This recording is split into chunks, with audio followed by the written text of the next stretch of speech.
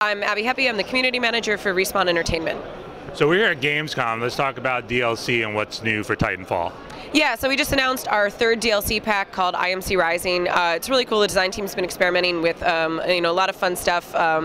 It's great to get a really different variety in the maps that are coming out, and I think we did that in the last two. So these ones are kind of special too. And we're also doing more free updates for the game.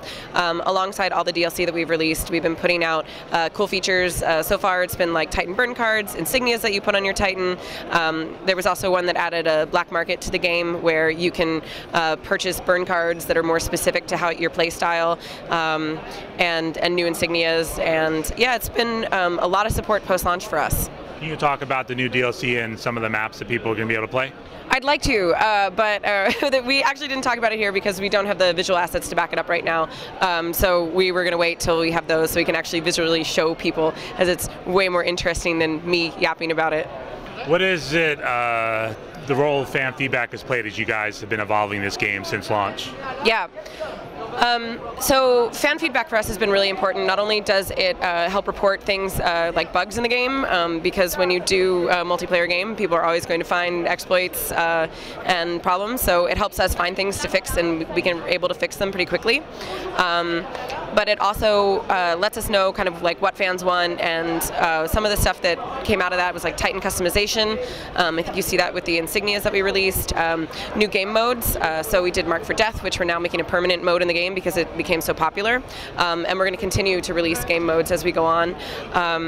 But yeah, it just helps us, look at like what people are interested in, how they play. It's really, we've gotten tons of feedback since we released, and I think that you really see it reflected in the updates the team's been working on. Now we're in Europe, and esports is a huge thing over here. They're playing out there in Gamescom. What potential do you see when it comes to Titanfall and esports? We've done some tournament stuff. We ran a tournament at E3 with NVIDIA, and we've started talking to various esports partners about what we can do in the future and supporting competitive post-launch. We added private matches post-launch to the game.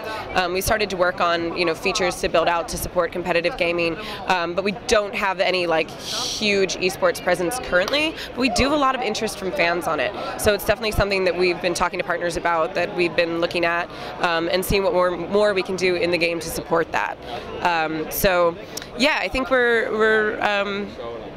us it's a big consideration, but at the same time, I think there's some features that we need to build out and some more talks that need to happen about how you run that kind of thing. What the rules are. We started I've seen the different competitive rule sets online for various ones. It'll be like, okay, so are we going to do 5v5? Are burn cards allowed? Are there certain weapons that are banned? So we've been thinking a lot about those rule sets and how they work for Titanfall. So we're 6v6, which is actually not the sort of standard for competitive right now, and so there's a lot of stuff to think about when it comes to that. Well, when it comes to that space, it's still evolving, so there's nothing against a 6v6. Yeah, absolutely. I mean, that's the thing, is maybe it just creates an entirely new rule set for it. But I think there's definitely potential there, and there's definitely interest there. So were you guys thinking at all about esports when you were developing Titanfall? We were asked a lot about esports while we were developing the game, but the team first and foremost wanted to make a game that was really fun, really engaging, because you can't build necessarily for a community you don't know if you'll have.